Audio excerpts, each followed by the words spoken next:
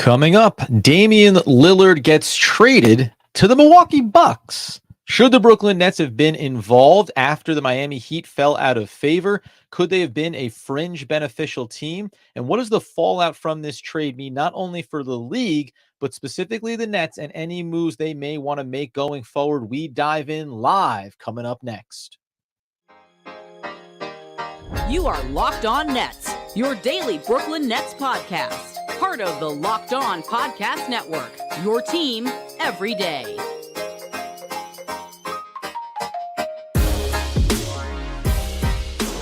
Brooklyn, yo. Yes, my friends, it is the Locked On Nets podcast right here on the Locked On Podcast Network. It's your team, the Brooklyn Nets. Every single day, I am Adam Armbrecht, breaking down not only the New York Football Giants on the One Giant podcast with Andy Mack, also your New Jersey Devils on the Devils Puck Luck podcast. We thank you as always for making us your first listen of the day, free on all those great platforms and sometimes live on YouTube. And as we say, diving in on the fallout from the Damian Lillard trade to the Milwaukee Bucks from the Portland Trail Blazers, Phoenix Suns in the mix as well. We're going to take a look at this from a number of different angles. Not only should the Nets have been in the discussions for Damian Lillard, would they have been able to be the third team potentially in a trade scenario like this? What would it have cost them? And where do they stand now? How do these trades impact not only the NBA landscape, but specifically the Eastern Conference landscape and the playoff picture for our Brooklyn Nets? Well, we kick things off welcoming everybody in, of course, live on YouTube if you're joining us, and on the podcast feed where we always greatly appreciate the support on either end of the spectrum. First and foremost, the trade itself. So we talk about this surprising, certainly, trade that goes down here. We know that Giannis had been sending all of the signals to the organization. I want to see that we're committed to winning championships. Well, a move like this certainly gives him some confidence in the short term that they're going to be right there and by most metrics favored to win the NBA championship after this trade. So they commit. They stay committed to Giannis, as they well should. The Bucks received Damian Lillard. Now, we mentioned also the Phoenix Suns were involved in this trade. The Blazers end up with DeAndre Ayton, Tamani Kamari, also from the Suns, Drew Holiday from the Bucks, a 2029 first-round pick from the Bucks, and then 2 first-round swaps in 28 and 30 with the Bucks as well. The Suns are going to get Grayson Allen, Keon Johnson from the Blazers, Nasir Little from the Blazers, and also Yusuf Nurkic in from the Blazers. So just on the surface, the rumors were, and it was reported, that the first availability of Damian Lillard this offseason in regards to the now spurned Miami Heat was a package that surrounded around Tyler Hero, 2 first-round picks, Mark J. Spears of ESPN had reported. So that seems to be where Miami was standing. And ultimately, we'll talk about why that probably fell apart in the eyes of the Portland Trail Blazers in particular here. But this was surprising, not only because it came out somewhat of left field. We know there were maybe some other teams that were sniffing around. But ultimately, that the Blazers are banking on flipping the value of a Drew Holiday here at some point to make sure that they fill out what this is going to look like. Now, they get themselves a DeAndre Ayton. That's a young player, a centerpiece for them. The Milwaukee Bucks stay obviously high-level competitive. And if you're the Phoenix Suns, you get a handful of guys here. Keon Johnson has $20 million on his to try to probably get off that money at some point. The Grayson Allen piece certainly helps you out a little bit. Nasir Little maybe becomes the most interesting player inside of this because I actually think he has really sneaky value for the Phoenix Sun team. And then we know about Nurkic. I've talked before about how maybe the Brooklyn Nets could have sniffed around in these 3-team scenarios with the Portland Trail Blazers. Would Yusuf Nurkic and his $17 to $20 million over the next few seasons have been the perfect solution? Probably not. But it's a player. It's a player that helps you and doesn't dramatically impact where you are 1, 2, and 3 seasons down the line. But when we also hear that when the dust settled of the Miami Heat scenario not playing out, Damian Lillard listed the Brooklyn Nets as one of the teams that he would have wanted to go to, potentially. And if we're going to look at it from that perspective, this is the one-to-one that you can take away from the way this trade gets laid out. So the Blazers got DeAndre Ayton. Okay, put in Nicholas Claxton. That's who it would have been if the Brooklyn Nets were going into this discussion in this exact same scenario. We're going to be the third party. We're going to go ahead and swap some things around and get some players back. Would the Nets have been satisfied with getting a Nurkic? I don't know, but a Nurkic and a Nasir Little and lining those things up certainly would have been interesting from that standpoint as well. The reason why the Nets could have, if they wanted to, gotten into these discussions is a player like, as we've said before this in this offseason, Royce O'Neal, Dorian Finney-Smith, and even a Spencer Dinwiddie.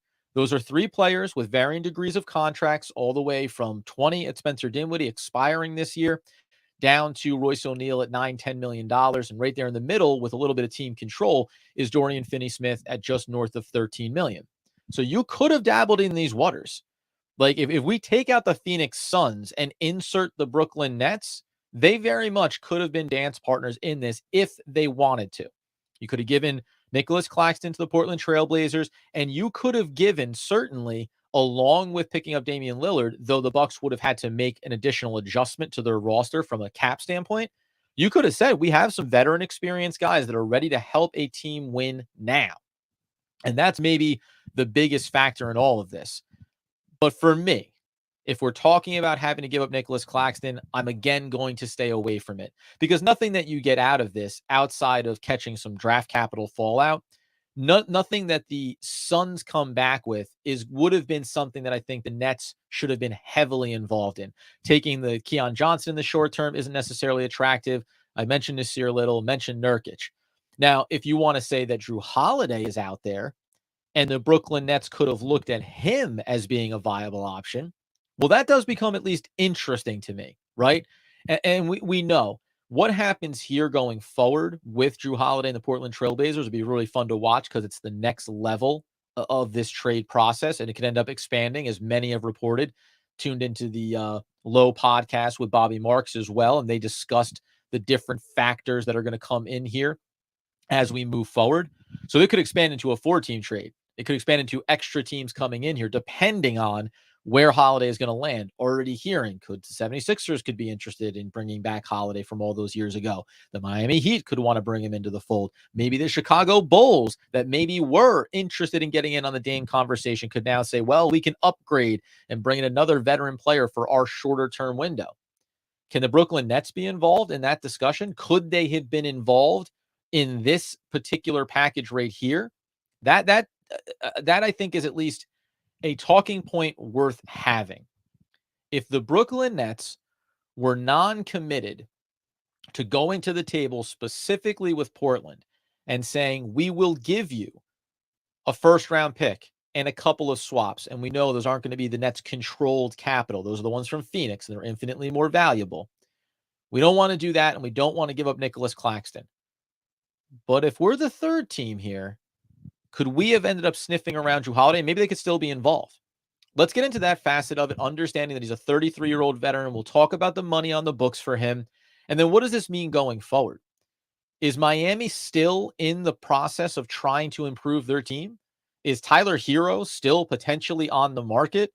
And are the Brooklyn Nets in a position to pursue any of these players if it means getting younger, if it means getting better, if it means improving depth? All these different facets are still on the table for the Nets, though at least on the surface, they went ahead and took a big step back from the table in spite of some very short term ahead of this trade going down, maybe just days, privately being told that Damian Lillard would be interested in coming to Brooklyn. It does not look like, at least at this moment, that Sean Marks in the front office really went forward in any significant fashion. We'll continue to break down the Drew Holiday element of this, what it means from a Eastern Conference standpoint, and the NBA landscape at large coming up here in just 1 second. Before we do that, though, folks, we got to tell you about our friends over at DoorDash. Oh, you know that if you're sitting there at the breakfast table, as I often am, having my cup of coffee, I look over, don't have any milk. I look over, I've run out of syrup for my pancakes. I don't want to have to get in the car, maybe put on nice pants and a shirt and jacket and shoes and all the nonsense. No, it's That's why you go over to DoorDash grocery delivery and you can get what you want right when you need it. If you love the convenience of getting what you want right to your door with DoorDash grocery delivery, you can stock up for the week or order last minute cravings conveniently. So even if it's not about, maybe I want to plan down the end of the week, I like to do meal prepping and I want to have all the onions and the tomatoes and the celery and the pepper and salt, a little bit of oil, a little bit of vinegar for my, yes, chicken salad that I want to prep up. I can go ahead and get on the app, get it all right to my door without having to leave the house. That means you need fresh groceries for the week and you don't want to waste the time at the store. It's going to be the grocery delivery. You've trusted DoorDash to deliver your restaurant favorites, and now you can get groceries delivered that actually get to you on time, reliably, exactly how you ordered them. All the convenience, all the consistency, all the reliability of DoorDash now for your groceries as well. If you want even more value, you can save on all your grocery and restaurant favorites with a $0 delivery fee on all eligible orders with a Dash Pass membership. With easy substitutions right in the app and a best-in-class customer support, DoorDash delivers groceries exactly how you want it. You can get 50% off your first DoorDash order up to $20 in value when you use code LOCKEDONNBA at checkout. Limited time offer and terms they do apply. That's 50% off up to $20 minimum subtotal and zero delivery fees on your first order when you download the DoorDash app in the App Store and enter code LOCKEDONNBA. Don't forget, that is code LOCKEDONNBA for 50% off your first order with DoorDash. Okay, so when we talk about this, and thank you to everybody joining us on the YouTube Live, we always greatly appreciate seeing some familiar and friendly faces. We'll try to stick around here for a few minutes after just to maybe hash this out and get some of the fans' takeaways on what went down just yesterday with the Milwaukee Bucks acquiring Damian Lillard from the Portland Trail Blazers in a three-team trade, that included a previous little partnership there with the Phoenix Suns. We know they have a couple of guys. Kevin Durant, yeah, that happened to be a player that the Nets once upon a time had on their roster. They even have a Yuta Watanabe, wouldn't you know it? But if we think about this from a high level of getting better, so Drew Holiday, what does it cost to get him? The Portland Trail Blazers, it doesn't fit their timeline. They're young. They have their young backcourt. They now have their young center. What would it look like for the Brooklyn Nets to want to get into that conversation, just potentially? And if you go over, we know that there's a player option coming up next season for the 33-year-old and will be 43-year-old Drew Holiday, So if we're thinking about Drew Holiday and that salary and where he is age-wise, does he fit what the Nets are doing right now? No. We've talked all off season about how the Nets need to stay getting younger. They should have maybe moved on from some of these other players. And yet, depending on what the price point ends up being, which will be fascinating to watch, if you told me that I could bring a player like Drew Holiday for the next even just year, that next year is going to think about 37. We'll get the official numbers up here in a second, and dramatically improve and enhance what is already a very defensively minded roster for the Brooklyn Nets, I think you would have to sit here and say, well, let's lean into what we are, right? Let's get better with where we know we're already strong. Drew Holiday right now is on a 4-year, $134 million contract. It's going to be $34 million this year and the player option for $37 million next year, which he's obviously going to pick up. Now, that is a massive number, right? And you'd be talking about needing to get rid of Spencer Dinwiddie and Dorian Finney-Smith and maybe Royce O'Neal as well. My maybe, I don't know, push in why it could have been a viable option, maybe still should be a considered option, is that you are talking about a player in Drew Holiday that has knocked down 39, 41, and 38% from beyond the arc over the past few seasons. He's played maximum minutes, 32 plus every single year over the last 3 years. And then big mileage in the few years prior, going back to his time with the Pelicans, 36, 35, 34 respectively, right? So he has a lot of mileage on him, obviously, but the free throw shooting is there. The little bit of rebounding help is there. The assist numbers are very nice, right? Almost 7.5 this past season, 7 the year before, 6 the year prior with Milwaukee. And you know what he is from a defensive value standpoint. So I don't know. Let me get after me in the comments here. If you were the Brooklyn Nets and it cost you what, right? If you could flip those 3 veterans that I talked about and clear them out of the way and know that then you're going to be leaning into some of the younger guys on this roster, but you bring in a Drew Holiday to pair with Ben Simmons, with Mikal Bridges, and with Cameron Johnson and Nick Claxton in your starting rotation. Does that move your needle for you in the upcoming season? It certainly does for me.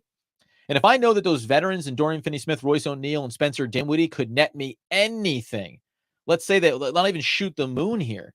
If those three players could get me one first-round pick and a couple of second-rounders, say, and I could take those and put them right over to Portland and maybe add in one more first-round pick, that might be worth that short-term juice might be worth the squeeze for me.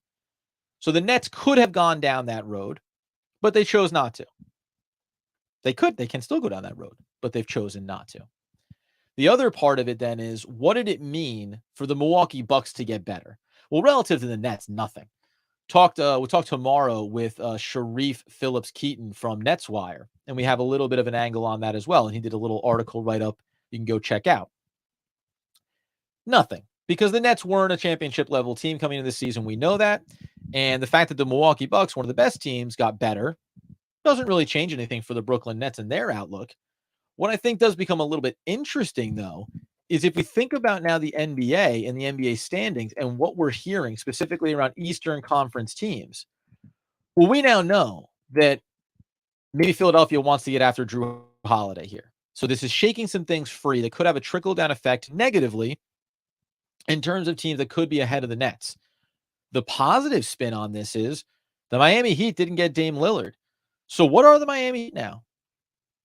If they don't go get a Drew Holiday, what are they going to do with Tyler Hero? Are they going to revert back and bring him back into the fold? Or are they going to continue to try to flip him? Because clearly they believe that their path to getting better requires them to move on from that player, to use a young talent to facilitate him.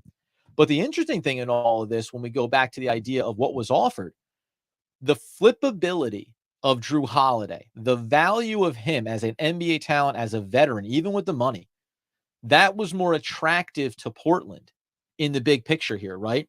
Because we're talking about how they're going to turn around and look, they're not going to look to keep him. So the two things is, and it makes sense from Portland's standpoint, and we talked about this over the course of the summer, Tyler Hero, well, they already have their backcourt in Portland, so they don't need a Tyler Hero to be mixed in there. But even bigger than that is that Portland, at least it seems on the surface, didn't view Tyler Hero as an asset that they could turn over here for more than what they'll be able to get for Drew Holiday. And thinking about the landscape of the NBA and teams, maybe even out west, depending on how Portland looks at it, because they're not, highly competitive right now. So they don't care where they trade them. Best package is best package. But they're going to look out there and say, can we get 2? Can we get 3 first-round picks? So when I say, can the Nets manufacture an opportunity? Maybe. But you're going to have a lot of championship-level teams or fringe championship-level teams that are going to look at Drew Holiday and say, oh, yeah, we can get better in a hurry here. We can move the needle for ourselves. And so in the Eastern Conference, the 76ers being interested, well, again, they were ahead of the Nets, at least in theory. You got to wonder what happens with James Harden. But if they add him in, that makes them a better team. What does it cost them? And are the 76ers really a team that's going to kind of push all in here on this iteration of their roster, knowing that it means giving up draft capital? Because that's a problem for the 76ers. If you go and make a move like this to make sure you stay, highly competitive in the short term, 2 years from now, you could be staring down having none of these players on your roster. Now, maybe they flip Joel Embiid at some point if he wants out, et cetera, et cetera. So you can recoup it, but you could be staring down a very bleak outlook if you have Joel Embiid and then these players keep getting older and you don't have the draft capital to go make more trades. But that would keep them ahead of them as well. If the Miami Heat don't get them, I don't know what that team is coming this year. Still highly competitive. We know what they've been capable of, even without adding a Damian Lillard. But everyone is getting older, right? Kyle Lowry is getting older. So now maybe they pivot back and they focus on Tyler Hero as being a focal point of their offense and needs to take that next big step forward. I like it from the standpoint that the teams that in theory, or at least, even with finals appearances behind the Nets in the hierarchy, they didn't get better. The Chicago Bulls didn't get better.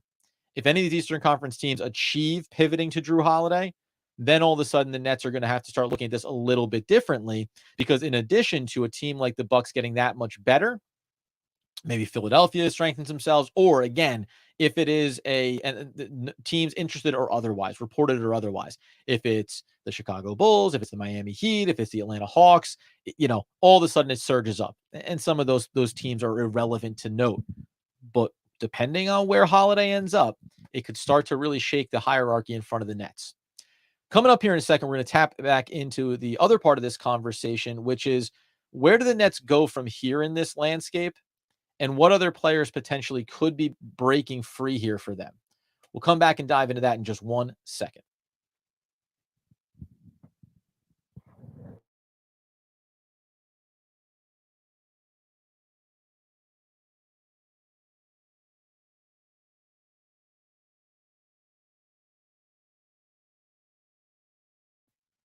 Okay, back in on the Locked On Nets podcast, right on the Locked On Podcast Network. Thanking everybody once again for being in on the live stream here. Happy to have along for the ride so many great fans, guys that we've known before, like Joey BK, Jonathan in here, and a lot of comments going on there. Ray T, Iceman in there as well. We'll tap back into some of your comments here as we wrap up the show for a few minutes on the back end, and remind you, go get us on the podcast feed, turn on the alerts on YouTube. Obviously, it's all free, but it all helps support this show as we continue to grow. So now from a Brooklyn Nets perspective, and really from an NBA landscape perspective, what is the next step here? And what I mean by that is, are the Nets interested maybe in Drew Holiday? Probably not, right? Old, the money, it requires a lot of moving parts. So no, okay. But if Miami gets back in on it, is Tyler Hero still an option? Right? Because we know already that the 1-to-1 trade didn't work out to get Dame to Miami. But can we get Drew Holiday to Miami? And if we get Drew Holiday to Miami, then Tyler Hero has to leave again. And if Tyler Hero leaves again, it's not going to be the Portland Trailblazers. So the Nets, once again, he can go ahead and get themselves, into the conversation to improve this backcourt. The fascinating thing to me is that we don't know, as we heard reported, that Dame said, hey, I would go to Brooklyn. And Doug and I said, even if you added to this roster Damian Lillard and the health of Ben Simmons and how it looks glowingly positive as we head towards the regular season, we talk about up to 5-on-5 speed with Sharif tomorrow. It gets it a little bit, more interesting, but I don't think it was ever going to thrust the Nets into the championship discussion, at which point all of the pieces that you'd have to sacrifice would not be worth it. But things like this, now that maybe Miami still wants to make a move and it's not at the highest level and the money still needs to match up, maybe the Nets can get Tyler Hero at an even slightly reduced cost relative to the Dame deal. But will they want to be in on that? Because sending out these players, and we talked about this when we went through the Miami discussions, Royce O'Neal would make a lot of sense as a valuable depth player for Miami. So you can send Royce O'Neal out and you can bring back in Tyler Hero. Now you're going to want to shift off more money. Where do you dump a Spencer Dinwiddie contract? Where do you dump a Dorian Finney-Smith contract? And when you talk about getting to the place where you feel like the Nets have collected through the draft and through this offseason so much young talent, and we know that it's mostly dart throws, it's mostly speculative. Okay. But if we look at this roster and we say we want to bring in Tyler Hero, the guys like the Darius Baisleys of the world and, Noah Clown, the draft picks like Noah Clown and Derek Whitehead, those guys are developing the background. I don't see them going anywhere, right? But Spencer Dinwiddie and Dorian Finney-Smith and veterans, okay, maybe you got to move their numbers.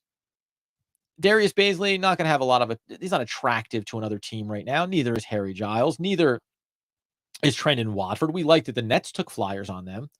But when you think about the backcourt, when you have Lonnie Walker and we have Dennis Smith Jr. and you have Cam Thomas, does Cam Thomas become a casualty of going and getting Tyler Hero? Or do you think about reshaping it where in the long term you have Tyler Hero and you have Cam Thomas, and now all of a sudden you have real firepower in the backcourt, maybe bleeding forward, positionless basketball, etc., when it comes to Hero and how you structure it? I don't know. And I think the biggest drawback for the Nets, and we kind of said this throughout the offseason, is that they are looking to not overcommit to any one avenue so that they have their options open. Now, the fact that in the short term, Giannis has certainly been taken off the table with everything that had been talked about, yeah, that changes it, right? Are the Nets really keeping their assets dry for that? Probably not anymore. You can speculate on Luka and Dallas and what goes on there. Sure. We've talked about Embiid before. I think as every year goes by, that becomes maybe a slightly less attractive option, as good of a player as he is. So I don't know if the Nets ever really want to go too far down this road. But one of the other teams, when we talk about the fallout from this, that we can discuss is a team like the Toronto Raptors. Because you think about Pascal Siakam being there, and I don't think I saw some of these conversations going on about if you're Siakam, you're pretty frustrated, obviously.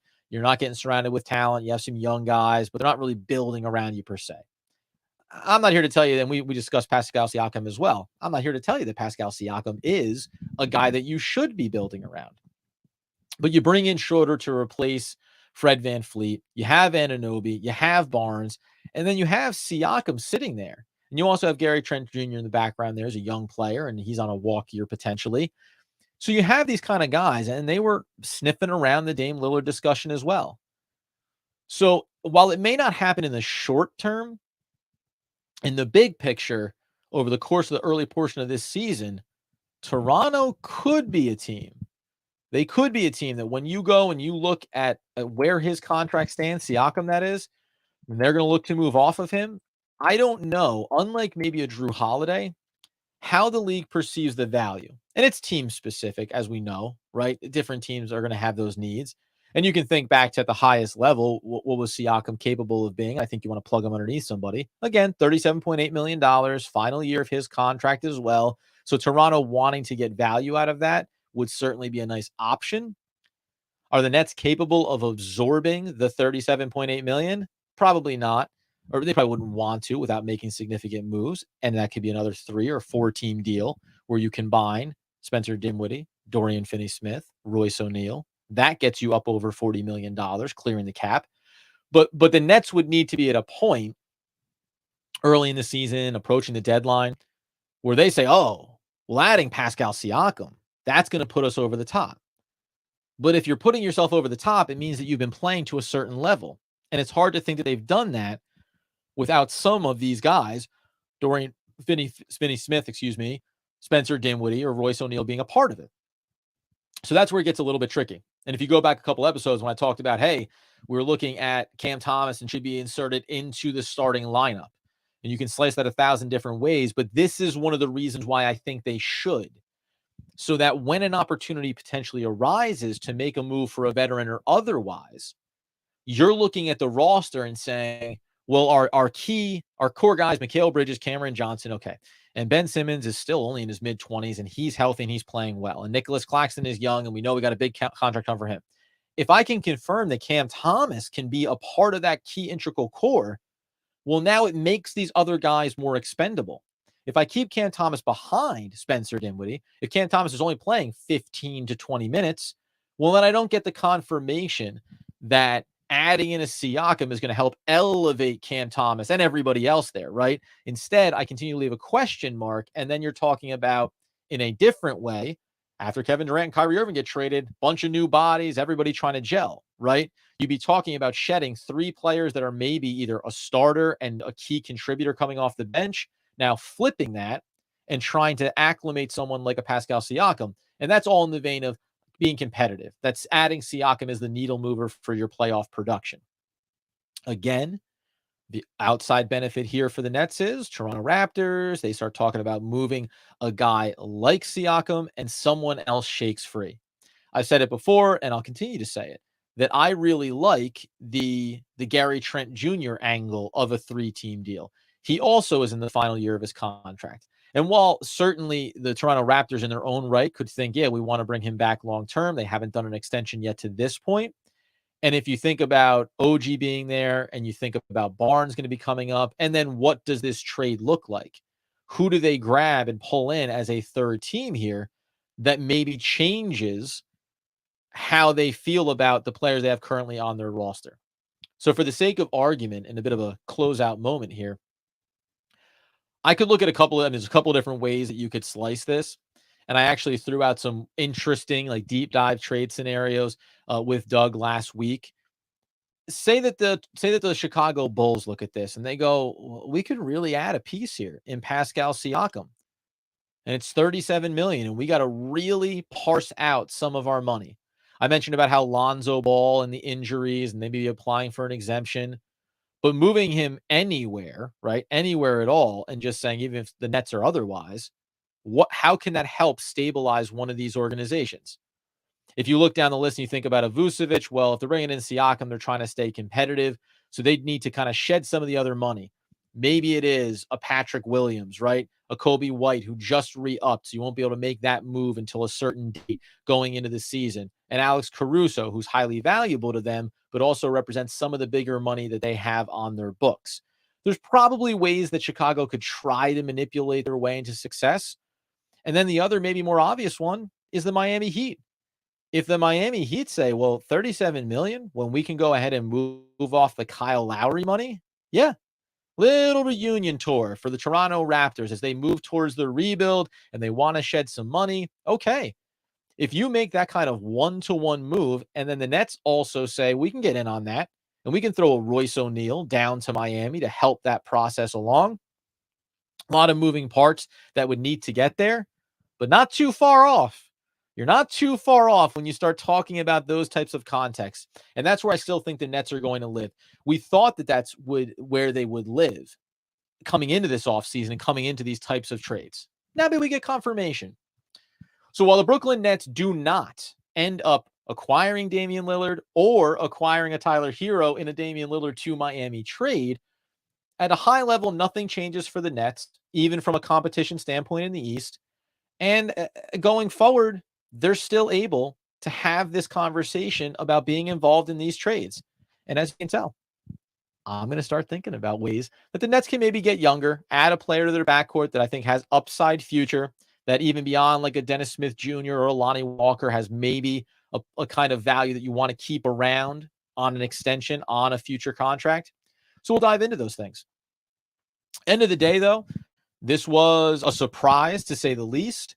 It certainly changed the NBA championship perspective because I think Milwaukee was hanging on with their veteran talent. Damian Lillard is that next level guy. He's going to bring an offensive game, right? 30-plus point scorer. How does that change the dynamic for Milwaukee? We'll see. Their depth has gotten a little bit thinner. For the Phoenix Suns, they switched it up. They're going to be an interesting team to watch. They refuse to stop making moves in pursuit of a championship. And where are the extra fallouts from there? So we'll come back in next time. We'll continue to break down all the latest news around this trade and the potential extensions of it and how it relates, as always, back to the Brooklyn Nets. Set at the top, thank you for joining us live on YouTube. You can go ahead and subscribe over there and turn on the alerts. You can get over the podcast feed.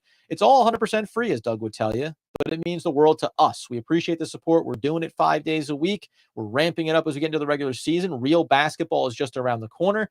And we always greatly appreciate it. We said we got to 6,000 on YouTube, 7,000 now. We never stop setting new goals. So go be a part of that. Really appreciate it. We will stay here for just a couple of minutes. I see everybody in there. Appreciate it. So we'll talk to you guys for a couple of minutes here before we get out. And then be sure to be back in tomorrow for a nice little discussion with Sharif Phillips-Keaton, where we talk about briefly the Dame Lillard kind of trade and what it meant. But we're also going to talk about Ben Simmons' health, what he's heard from the organization, from Jacques Vaughn, how he feels about some of the young players' potential to maybe make an appearance here, as he's been doing some great coverage around key areas of improvement for players throughout the Nets roster. As you know, with no Doug Norrie, there is no quote short of saying that I miss my friend, and I can't wait until he's back here so we can keep talking all things Brooklyn Nets basketball.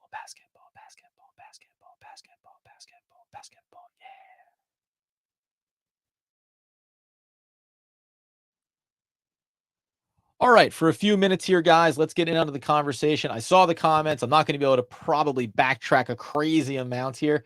I already saw some things getting sideways on Ben Simmons and if he'll be good and how people feel about that. But if you're in there and you've had some comments along the way and you want to get back into it, feel free to drop a fresh one in there, even if you set it up top, just so I can track it a little bit easier. And we'll go through it. Most importantly, actually, and I see here one from Jonathan. Locked On Nets, does trading away Ayton, which is a big gamble for the Suns, help make Brooklyn's first-round picks from the Suns even more valuable? Plus, is Tyler Hero still on our radar? Yeah. So, again, I'll say from the high level, as we're on the post podcast here, so I can go ahead and adjust my chair, as I feel like I'm a shrinking stool over here. That does too, right? So you take away a young player, you bring in certainly an older player in Yusuf Nurkic. He's not going to be around there long term. 3 years left on his deal, including this upcoming season. It doesn't hurt. It doesn't hurt their capital. It doesn't hurt the draft picks. It definitely enhances them. And Doug and I will probably get back into that next week. How did the Nets picks improve through this trade scenario? Wanted to hit it at a high level and from a player aspect here. But yeah, the picks didn't get worse. They only got better. The Phoenix is continuing to push all in on this opportunity they have with Kevin Durant and with Beal, obviously being brought in this offseason as well. And the Tyler Hero part, yeah, he still can be. It just depends on what is Miami doing, because we already heard even before this trade that Miami kind of had this mentality of, well, if we can get Dame, awesome, we'll do that. And moving the money of Tyler Hero is what makes sense to facilitate that. But if not, well, we'll flip it back. And we'll start talking more about Tyler Hero, his on-ball ability. We're going to lean into this young player and start to make him one of the driving forces as some of our veterans get a little bit older here, right? So Miami, I think, is always going to be flexible. But if the player comes up, if the opportunity arises, the Drew Holiday deal looks like something that they want to be a part of, depending on what the price point is, of course. Because if you're Miami, you believe in your ability to draft, you believe in your ability to track free agents, you believe in your ability to rotate year over year and kind of pivot. So they're one of the franchises that I actually think, overcommitting, say to a Drew Holiday and say, we'll give up a couple of draft picks here to make it happen. It doesn't kill them. It doesn't kill them because it always feels like they're just one or two moves away from staying highly competitive and obviously surprising people when we talk about the playoffs. King up in here. Do you think we should trade Spencer Dinwiddie for a better point guard? Well, I mean, listen, this goes back to what I talked about, that I think Cam Thomas should be in the starting lineup, not because he's a point guard, but because I think you want that young talent in there. Again, Spencer Dinwiddie is not a pure point guard. He was in that role. It's why Ben Simmons' health and getting back on the court is so critical this year. It's why you brought in Dennis Smith Jr., more pure table setter, facilitator, right? More than anything, it's not a knock on Spencer Dinwiddie. He's 30, 31 years old. He's on an expiring contract. What is the long-term agenda here, right? And that's actually even bigger picture. I didn't mention this when talking about it. If you want to, we heard little rumblings. Maybe the Nets were thinking about wanting to extend Dinwiddie and just keep him around here long-term. At the right price point and the right role, I wouldn't hate that. I don't hate Spencer Dinwiddie being a bench player that does play still substantial minutes, right? One of the first guys coming in off the bench and into the rotation, and having it not be at 20 and $25 million, but having it be at $15 million, right? I don't know where that number is going to end up for him on his next contract. But if you feel like you can improve this roster in any way, shape, or form, the older players, Dorian Finney-Smith, Royce O'Neal, Spencer Dinwiddie, those are the first guys that you look to, because they're not going to be a part of the long-term future. And by the way, long-term, 2 years from now, they're not going to be a part of it at the capacity and expectation that are on them right now, specifically with Spencer Dinwiddie, right? Was in the starting rotation last year, very well is likely to be in the starting rotation this year. So you're talking about a starter on your roster versus 2 years from now. You're not going to look about him the same way, because you're hoping that some of these younger players, whether it's this year's draft class and Jariq Whitehead and Noah Clowney, whether it's Cam Thomas, right? Whether it's Jalen Wilson, not all one-to-ones, just this is the young pool that you want to take over here in some capacity going forward. Let's touch on this last one here. I'm still holding on a slight hope that we will show up this year to prove he still belongs in the NBA. I'm assuming Ben. Oh, Ben. Sorry, you said Ben right in there. Yeah, I don't think, listen, we said this last year, very small sample sizes. I got something wrong with the chair here, guys. But Ben Simmons in the small glimpses, it was like, well, you could see he could still be a double-digit scorer and give you the rebounds and give you the assist numbers. It didn't look fluid, it didn't look comfortable, and it didn't look highly, competent at times. But you could see it in there. And if you think the tour that he's gone on, kind of, just doubling down on where he is physically and how good he's feeling and how he wasn't feeling good at any point these last couple of seasons, whether or not we loved the fact that Jacques Vaughn acknowledged, I don't know. I mean, I hadn't really talked to him. I wasn't really aware. I was asking him to do things last year that I shouldn't have been because he couldn't do it. It's not a great look for the team, but at the same time, okay, he's saying we know he wasn't ready, right? So I think it's interesting that ultimately, whatever his deficiencies are, not a great free throw shooter, right? Doesn't have a shot. Okay, fine. But he was still an all-star without that, right? There's no reason if he had injuries that were keeping him from recovering fully and getting back out there when it was Kevin Durant and Kyrie Irving, so be it. Yeah, he's still in his mid-20s. Like, yes, I believe that he can get back on the court and he can be productive. What that means big picture for the Nets, that's a wait and see.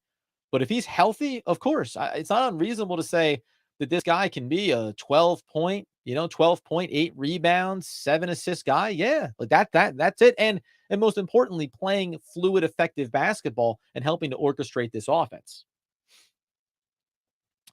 John, back in here real quick. Besides Embiid or Giannis, does Donovan Mitchell seem like the front runner for Brooklyn to trade for, especially if they still have some picks after they make another big move? I don't know.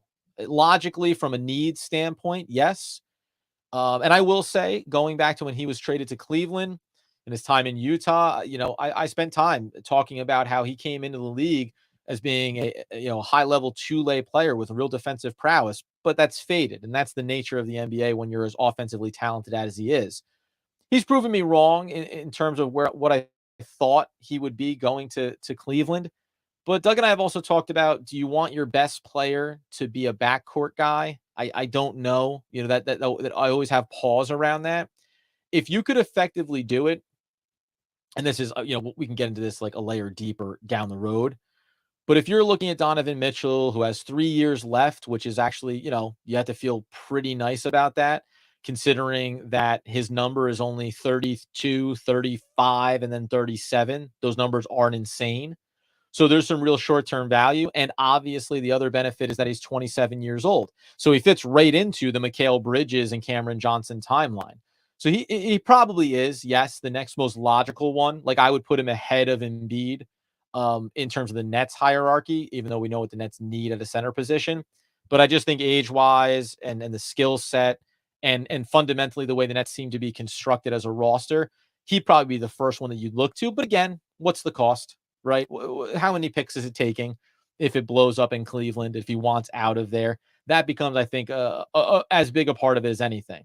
Because while we've reiterated the Nets want to keep their powder dry for one of these big stars to shake free, the other thing is that these picks from Phoenix, right? Let's wait and see. These picks become lottery picks. They become top 5 picks. That's how you rebuild, right? Through the draft and taking a look at those guys, not committing the big money up front. And then when you have that opportunity to add that player, you do.